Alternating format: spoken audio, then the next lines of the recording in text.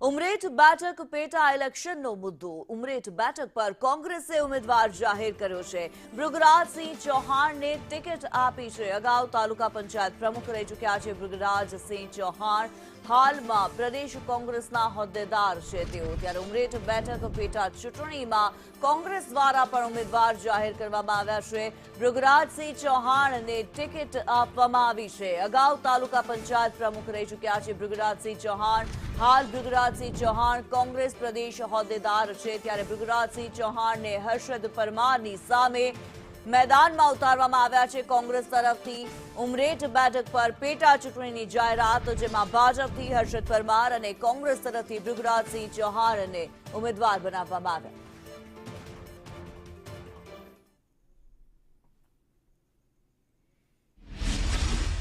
અને જે પણ આ જવાબદારી આપી છે ટિકિટ તો જોવો છે પણ એને જીતવા માટે કઈ રીતે કામ કરવું એ નેતાઓના માર્ગદર્શનથી અમે આ સાબિત કરીશું। ભારતીય જનતા પાર્ટીના શાસનથી પ્રજા ત્રસ્ત છે અને એની અંદર પ્રત્યક્ષ પ્રજાના પ્રશ્નો જે આવ્યા તેને આક્રોશ સાચા અર્થમાં આવ્યો છે અને એ આક્રોશ અત્યારે મતમાં પરિવર્તિત થશે અને આ વખતે 100% પરિવર્તન આવશે અને આ ઉમરેઠ વિધાનસભા અમે નિશ્ચિત જીતવા આપીએ।